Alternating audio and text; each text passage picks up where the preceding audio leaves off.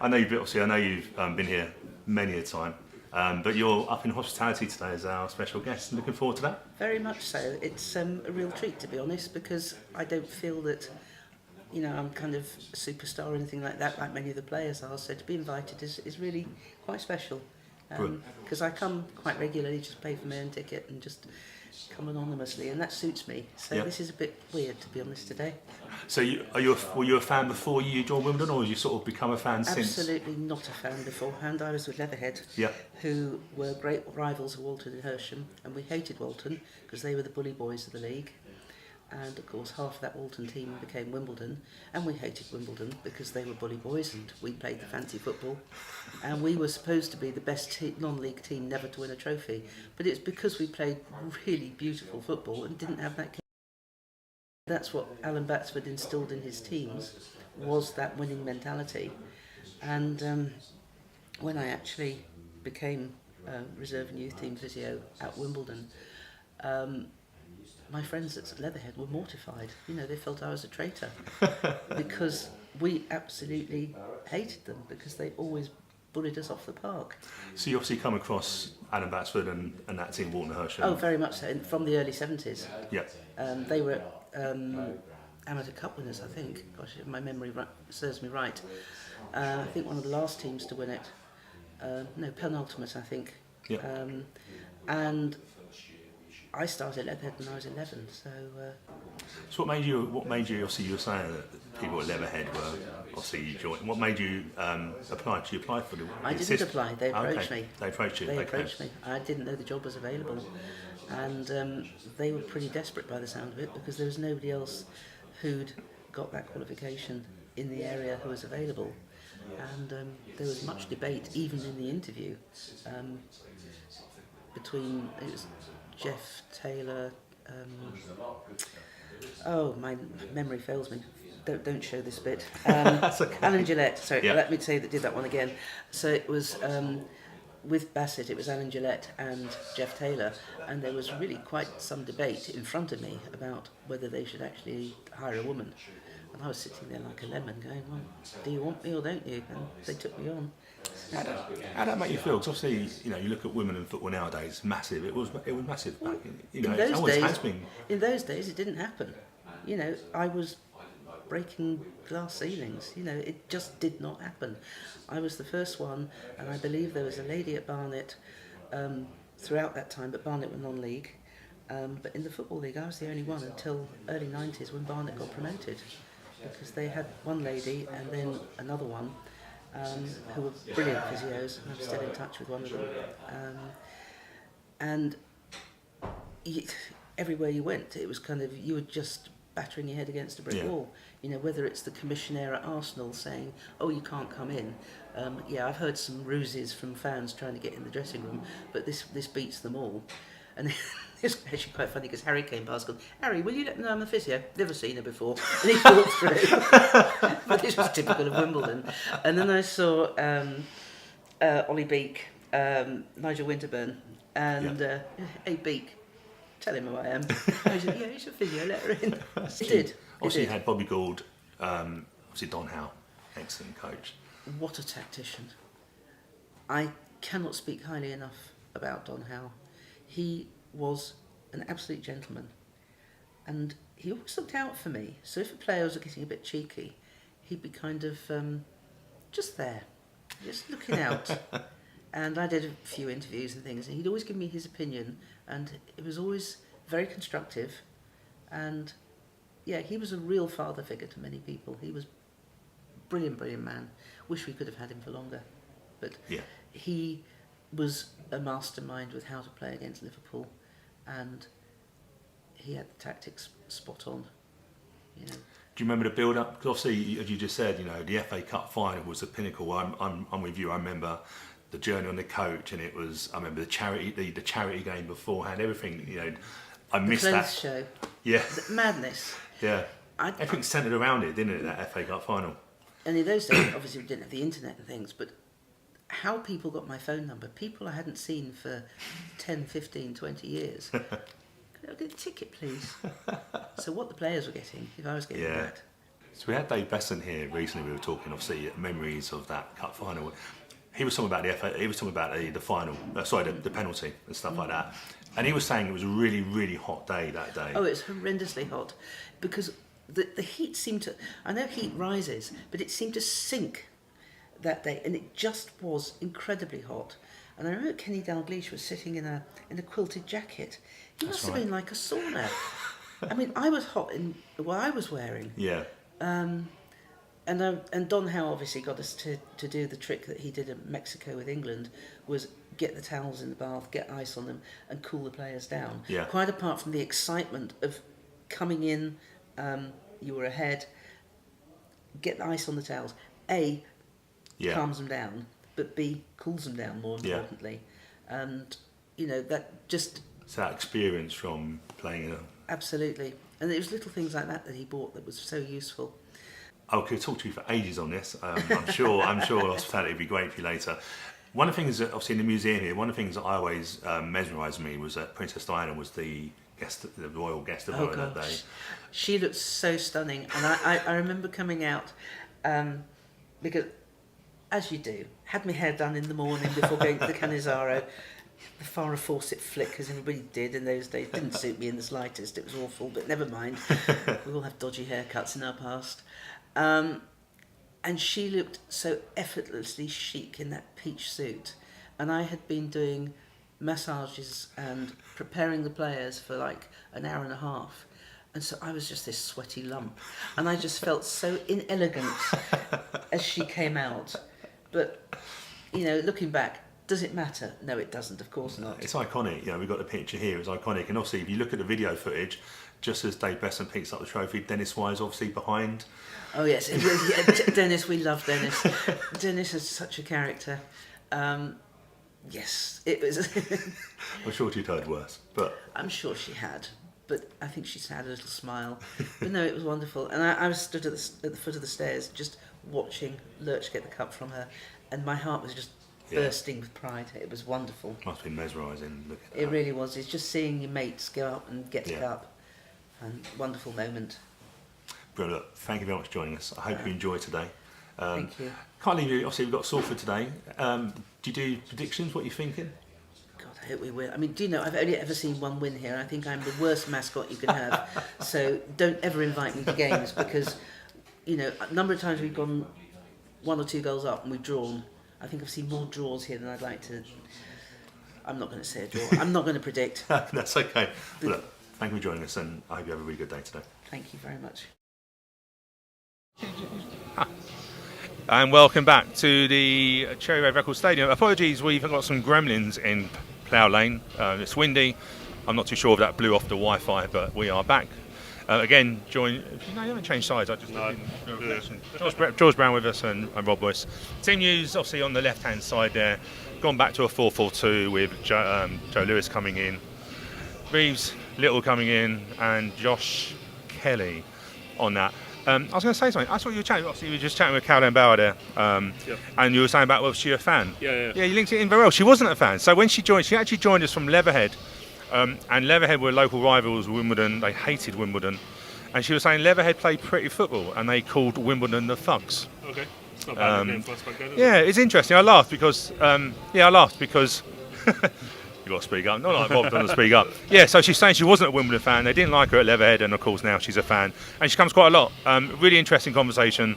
I've got about a 30-minute chat, and she talked about the FA Cup final. Do you know what? I could have talked for hours and hours. But we only had a certain amount of time.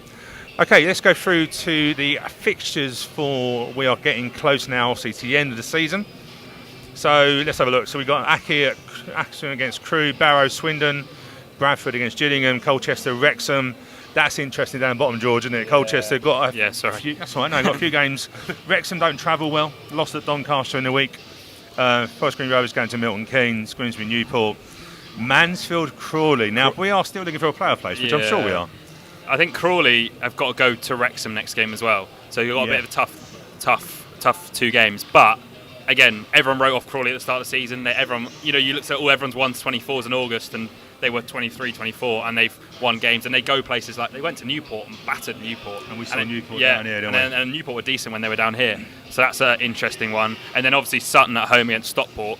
Sutton have won 4 in a row, I think, 3 or 4 in a row maybe. There's no walk in the park for Stockport, especially when Charlie Lakin's on the scene at Sutton. And then a couple sort of dead rubber games in there as well. Yeah, Tranmere Walsall, of course, we've got to play both of them. Yeah. So if they can injure each other and get cards, that'd be nice. Thank you very much. Actually, it's a good point you talk about Sutton. If you look at the form table or the top 7, Spike, it's quite an interesting one. Obviously, this time in the season, I'm just testing him now with his stuff on there. So if you actually look at it, you're right. So Sutton are 4th. And what the interesting thing is, if you look at in terms of form, you've got obviously Stockport, Crawley, Barrow. We're 10th in that. But the teams that are on form at the moment, probably not a surprise really there, George. No, not at all. Obviously, Stockport have put it together. I think they had a little bit of a wobble. Though that's sort of because I think they got a bit complacent at the top, which happens when they were like 12, 13 points clear. And they could sort of afford to have that wobble. Barrow and Walsall are both solid sides. I thought Walsall were actually going to go on a bit more of a run than they did. At one point they looked really good. Barrow are sort of putting it back together before the playoffs. And Donny have just shot up the table out of nowhere. Surprise, right? Yeah, no, I'm surprised by Doncaster. When they beat Wrexham, I think it was Tuesday night, I looked at their form and seen they won the last 4 in a row, so I knew it wasn't an easy game for And Wrexham. we lost there, didn't we? 1-0. Yeah. And it's surprising as well because they're one of a few teams you would anticipate being on the famous beach at this part of the season. The famous beach. The famous beach. I don't know what beach it is, but Talk about the sewage at the moment. I don't want to be Brighton near a beach. But they're not really a team who's can go up or go down. So I'm surprised you would have thought that. Maybe, but at the same time, maybe that's taking the pressure off them. They can just go out there and enjoy their football and play. I mean, also as well, this time of season is business end, is in both ends of the season, but every player up and down divisions playing for a contract for next year. They're all in the transfer window, agents, etc. Especially if you look at a side like Donny, you've got players who are really trying to impress the manager for next season. You want to finish the season well and sort of go on that upward trajectory. It's quite hard to. Sorry, Spike, I got distracted there. It's quite hard. Spike's telling Rob to. It's quite hard to motivate players there. So if you can go on upward trajectory, Rob's lost his voice. if you can finish the season well, a lot of the time it sort of translates to start the season well. So even if we don't get playoffs, you want us to win 3 out of 4 and really put pressure on sides like Crawley to go and earn the playoff place. I agree. If we look at the league table quickly as well, Spike, if that's okay. It sort of like brings it in where we were talking. And Joe, it's interesting because form at the moment, it's difficult with Crawley's run.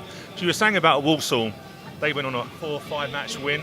Yeah. It's very difficult to keep that form up, Rob, isn't it, the whole way through. I still think with 4 games to go, I still think there's a long way.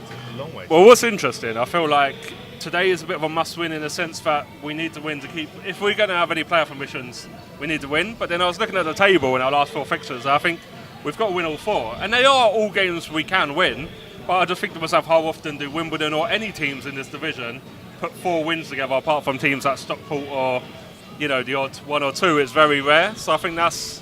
That's why teams like Barrow, Crewe, and Crawley have been successful. They haven't majorly gone on massive runs. They've just been really solid early in the season. If you can put first 12 games, put a load of points on the board, it really takes the pressure off. Sort of back into the season. I think we started well, then we sort of had a little dip, sort of. When Jake and Armani were out, to be honest. But sort of after that, and then we had another dip when Jono and Lewis were first out.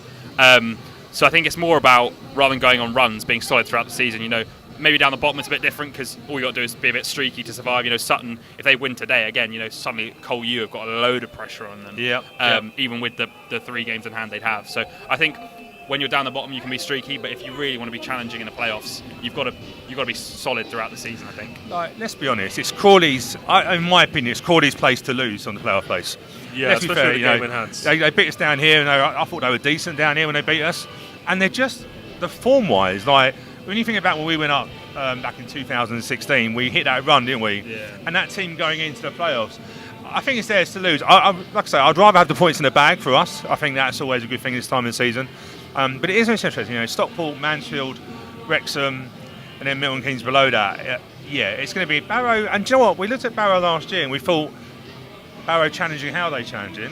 Second season, they've been consistent in that. They've really put the mantra of solid and produce something. They've sort of really figured out how to keep clean sheets. I think at home their clean sheet record is exceptional, and they sort of then say, they've now got players like Cole Stockton who will produce a goal out of nothing. Yeah. And then once you're 1-0 down at Barrow, it's very tricky to come back from. I don't think any side's even done that this I season. still remember that chance that Jake Reeves missed. Remember at the end when he went through and I think the ball went behind him and. Because you're right. The record was really good at Barrow. Stu, you said you think you'd rather have the points on the board, but I don't know about you lads. But Crawley have the points on the board. I'm saying, Crawley have the points on the board, but I feel like Wimbledon suit being the chasers rather than being the chased. well, has it dictated how we set up today?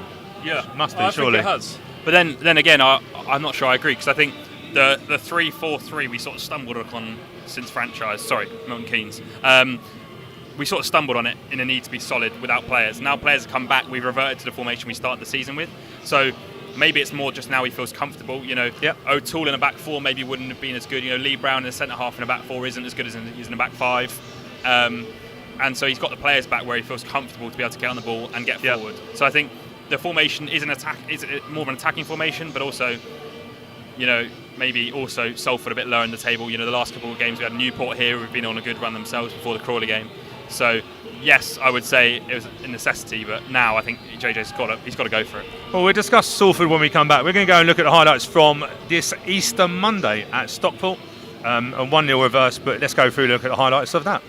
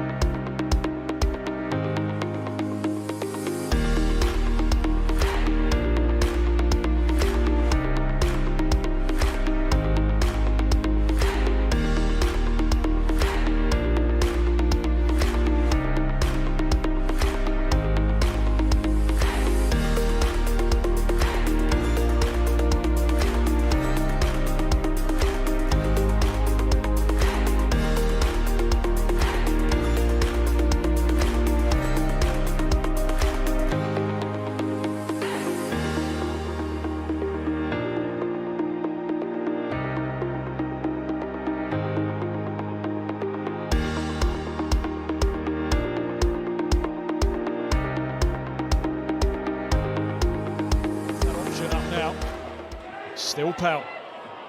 He helps the ball along. Now with Boutoure across goal, and it's cleared away.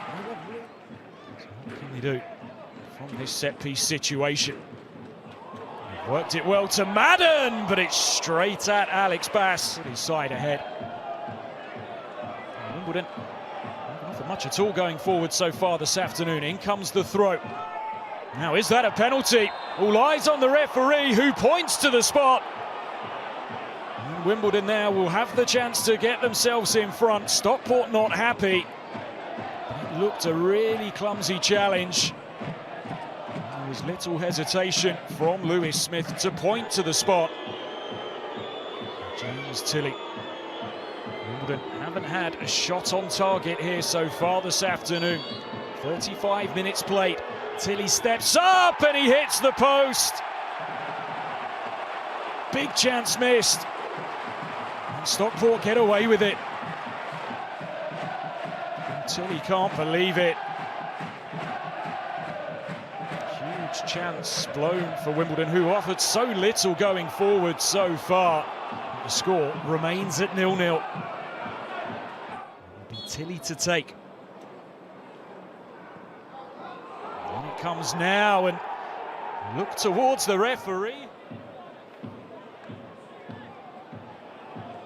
Usual battling away. Wimbledon can come forwards here. Tilley wants it to come his way. A chance to strike at goal here, but it's some way wide in the end. Challoner, but here's Boutoure. Looking to get the better of Tilley. He sends in the cross, free header, and it should have been. Wimbledon digging in, but here's Bailey going for goal. It's a wonderful finish. Barmer will take this throw. Into the Stockport box it goes. It's a good header by Alofe. There's the full-time whistle. Stockport have managed to get the job done here today. They had to be patient, but they got there in the end. Odin Bailey coming off the I bench. just thought we had our fair share of chances and limited them to shots outside the box. Really, I can't really remember too many opportunities that they had from inside the box. But it's excellent full display from the lads in and out of possession. It is a real shame that we come away with nothing, but I think we've got to take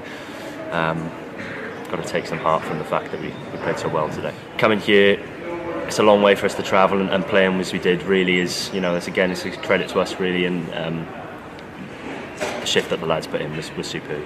But the key thing for ourselves is, even though it's 4 games left, it's not over yet. Absolutely not. No, I think we need to go into every game trying to win it, and whatever happens at the end of the season will happen. But we need to control what we can control and try and take 3 points from as many games as we can. Very narrow defeat today. Does that feel like a bit of a sucker punch at the end? Yeah, of course. To get so far into the game and to have worked so hard, lads giving absolutely everything, and fighting for each other, fighting for the shirt. And having some really good moments. And the game plan worked. To come here to frustrate them, to have a real good shape about us, to limit the spaces. And, their midfield diamond, they want time and space, and we shut all that down, and we just didn't do it for every single minute of the 96. That 1 minute that we switch off, and they produce a moment of quality that takes the game away from us. And it's disappointing that it happened so late, having worked so hard to get to where we was in the game. And welcome back to the Cherry Red Records Stadium. That was our 1-0 defeat against Stockport on Easter Monday. Rob, obviously let's go through the penalty. I think we scored 3 out of 8 penalties, Yep. on that side. That's Tilly's second miss. Yep. You've got to be there to miss them, that's the whole thing of it. But how agonising is it to make the keeper go the wrong way and then you miss the post? Very frustrating. It's not even, I can accept missing the penalty, it's just the amount we have missed this season. I think on top of that, it's frustrating for our 2 first choice penalty kick takers in Jake Reeves and Josh Kelly both on the pitch. I mean, Jake Reeves obviously ill. If he plays, in my opinion, he's not missed one. We get a goal there, in my opinion. I mean, I know penalties are always a bit of a lottery, but just frustrating the amount we've missed this season. I can accept, like I said, Tilly missing it, but you've got to also hit the target. Yeah, and do you know what? If you look at the top 3 there, George, in terms of we missed the penalty at Stockport, missed the penalty at Mansfield, and scored one against. Actually, no, we missed one against Wrexham as well. Yeah. When we scored one. They're such a key thing, aren't they? Do you think? Hey, look, you've got to be there to score them, and Tilly scored enough goals this season. But do you think that was a bit of a momentum change as well? Because it's a big moment there, isn't it? Yeah, I think playing the top 3 at 3 out of the 6 games we play, we missed penalties. That's it's just harsh, because that turns. At Mansfield, 1 point into 3 points, a point there, and then suddenly we're drawing with Crawley. I know just because we scored the pen, we don't get the point. But we were really good at Stockport defensively, besides the 1 goal. And do you know what? That's why they're top of the league. That's why they're paying the big bucks to big players, because he just whipped it from 25 yards into the top corner. Bass couldn't do anything about it. Let's just say Tilly scores it and it ends up 1-0. Ali earlier in the season scores a penalty against Wrexham and we get the 3 points. Yeah. That's 4 points extra right there, Yeah, first game of the season, wasn't it? I think if we scored half our penalties, somebody said we would be in the playoffs right now. So goes to show what fine margins it is. Especially when we keep so many clean sheets. I think I've actually got. Do you know what? I linked that in so well. The clean sheets think is. you meant it though, did you? I know, but not the head. I'm just testing Spike here. In terms of clean sheets, we are second in clean sheets. Yep. Top are Stockport, believe it or not. Got the 16th against us on. It sort of shows what I was saying, George, in terms of if you keep it tight at the back, those, some of these games are won by the odd goal, aren't they? And stuff like that. But defensively, obviously, Joe Lewis comes back in with Brian Johnson. Alex Bass, 15 clean sheets this season. Yeah, he's been superb. The only Bass howler, unfortunately, was at Chelsea away from memory. He passed it straight to Enzo Fernandez. But if you look at it in the league, he's been exceptional. I think the biggest thing for him is the confidence that the backline has in him. He comes across his left, right and centre. Yep. He dominates that box. Potentially over the last few years, some of our keepers have been a bit weak at corners. That's maybe one issue, we've been piled on. Bassie's sorted that out. He's just been top. And I know he looks quiet on the pitch. When you look at him, he doesn't look like his big animated goalkeepers, like a Bezo type almost. You think of the Ramsdales, the George Longs, who are like in your face. He's much more astute, much more quiet, but that confidence that everyone has in him, it's just you can't buy that really. He's always so calm. He gives you confidence. Well, was it the old drag back he did, didn't he? Down here, which actually went to a goal, didn't it? Set up a goal, didn't it? It's interesting, isn't it? Because if you look at clean sheets now, we were chatting to him, weren't we, after one of the games, and I asked him a question about you've gone from a set 2 defensively to a 3 to O'Toole to Lee Brown, and actually didn't look like it was a defence, because sometimes goalkeepers get relationships, don't they, and stuff like that. Actually, do you know what? He come in and still done the same. It's credit to him, isn't it? Still, just thinking of that Bass turn he done. You know, people likened it to the Cruyff turn. It wasn't quite a Cruyff turn. Yeah, it was more but like I felt like it was so good he should have his own name. It's the Bass turn instead of the Cruyff turn. So, The Bass turn. Yeah, it deserved its own name. It was that good. Let's get a pale ale named after him in the Phoenix on that. Whilst I've set Spike a really tough challenge, so I do apologise for that. We got the head-to-head. Obviously, we haven't played Salford that much, George. No. We haven't beat them. Last year, I don't even want to talk about Salford at home last year. Oh, no. That was in that period where we'd go 1-0 up and everyone would open Bet365 and put money on the away team. Can we just say we don't have for the we don't. No, be gamble aware, be 18. But that was a rough day. That really was. That was the one we saved the penalty and then still let into late. Nathan Broom saved the penalty in the 95th minute and we lost somehow when we were winning, and we somehow managed to lose the game. But a nice segment in. Matt Smith didn't play the first half when we were 2-0 up, and then we lost the game 3-2. He came on at half time. You know, a player that's actually on the bench today, surprisingly, I think he's their top goal scorer. 24 goals. 24 goals, which actually, to have a 24-goal striker on the bench, I couldn't dream of that. No, I know. But he's a focal point that when he comes on, I'm assuming he will come on. There we are. I set Spike a challenge. So clean sheet wise, this is what was interesting to me. If you look at it, Stockport top with 16, us 15.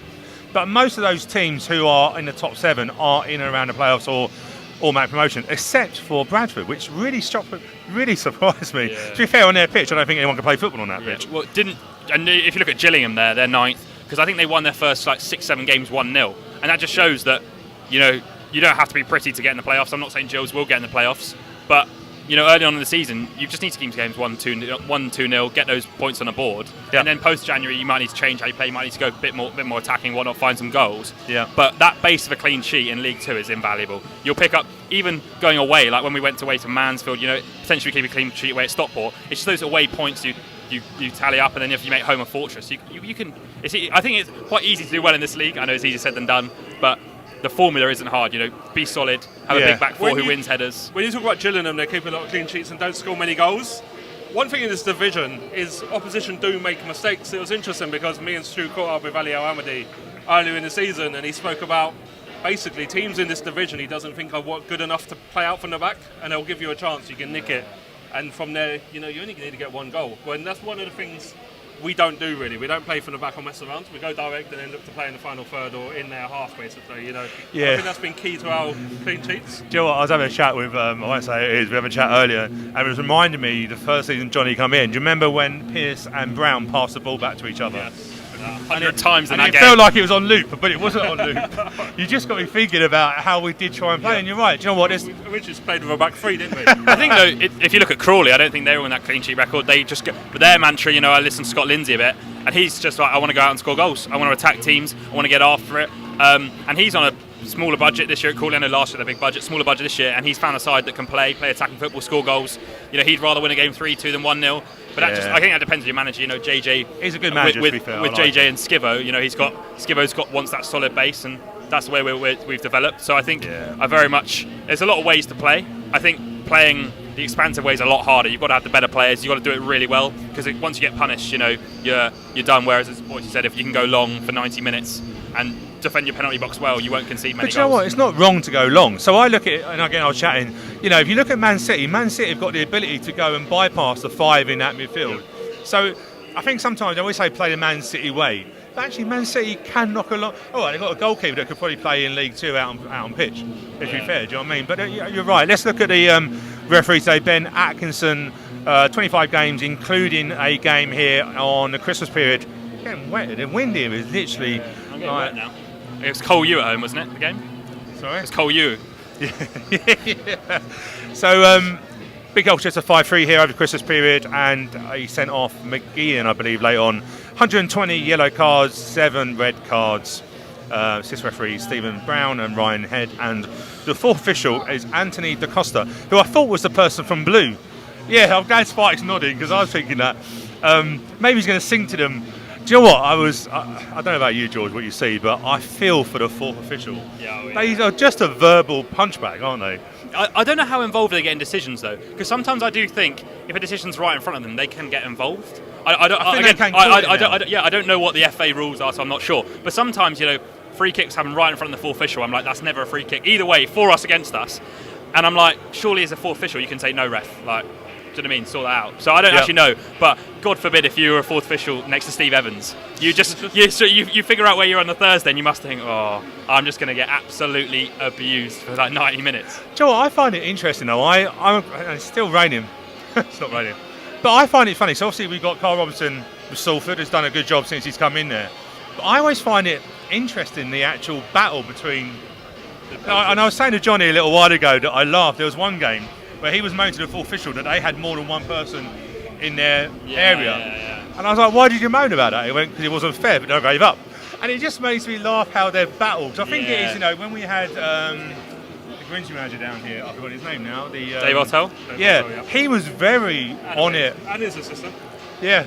So it just makes me laugh. Well, Nigel Clough, obviously, the Mansfield, they wanted to join us in the West Stand. Yeah. On that side. Tony Rolfe. We will win today. I had a dream last night we won 4-0. I also had a dream that Josh Kelly scored today, and he'll get his first goal for the Dons. Ideally from open play, but I don't care how he scores. Just off his backside. It's one of those. What do you think, Robin, turns out? So I think it's interesting with Josh Kelly. It's one of those where I feel the crowd are on his side. No, I've not felt anything towards him. It's felt like as if we're all trying to blow the ball into the back. Well, to be fair, he might have no chance. It feels like they're trying to. Do you know what? I think people are seeing that his all-round game is good. Yeah. Goals don't always define players. Forwards probably, but he's due a goal. I think we all want him to get a goal before this season finishes. Oh, of course. I think as well, one thing I would say a bit harsh on Josh Kelly is he hasn't had a run of games. He came in, he's been in and out of sides. New side for him to come into. We've played him in different formations. We played him on the left against Milton Keynes as well. Yeah. So he hasn't had a run inside in his favourite position. And I think if we can stick to his 4-4-2, now Lewis and Johnson are back with wingers getting ball into the box.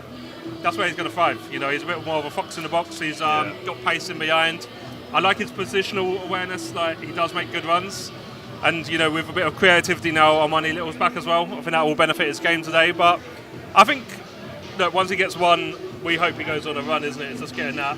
Yeah. Getting that off also, his back. you almost don't want him to have time over the chance. The last couple of ones he had like 4 or 5 touches to get to the goalkeeper. You almost just want it to drop in the box and he just has to hit it first time. Without thinking about it. I remember Ali's first goal was just a header that was just an instinctive sort of just throw your head at it sort of thing, and then from there he just went on a run. not saying Josh Kelly's Ali Al Ahmadi, just for prefacing that. But do you know what I mean? You just want to get off the mark. You just want to have that split second where it's just not even thinking about it. It's just instinct. The striker's instinct almost. It's the point you made. I think it was really valid when you were saying, obviously with Joe Lewis and Ryan Johnson. I always forget his first name. Being able to play higher up actually will. I feel sometimes we're too stretched in terms between the lines. Yeah.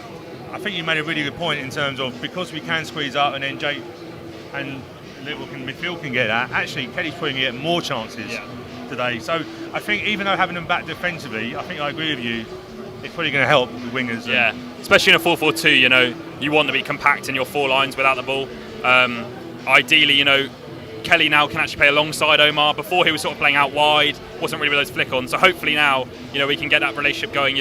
Omar wins the flick on, Josh can race in behind or something. But even then, people saying he hasn't scored. That goal Curtis scored against Barrow on the volley was all because Kelly threw himself at the ball, sort of thing. Right, yeah, so he's had a few chances as well. So you just as we said, we're just hoping. You can't do anything more than that. The crowd is completely on his side. Everyone's singing his name. And it's great because that doesn't always happen, does it? Especially with he was a deadline day signing. Lot spoke about him. We obviously paid a fee, which we don't do very often. And the only other player we paid for a fee for recently was Lewis, and he's already loved by the fans. But you can see also that JJ really wants him to do well. Every interview's like, look, we trust the lad to score. It's not like some previous loanees we've had, Terrier Blade, those kind of players where you're just thinking maybe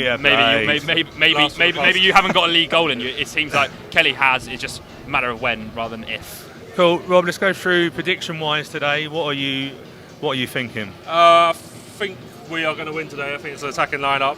I do agree with George. I think we're going to get our first Josh Kelly goal, but I don't think we're going to keep clean sheet. I mean, that Carl Robinson is a good coach at this level. Salford. One thing I was surprised Salford or Salford? Salford, sorry. Salford. Is it Mancunian accent? One thing I was surprised at Salford is they haven't changed their starting lineup and they've lost their last 2. I'm surprised there's no changes.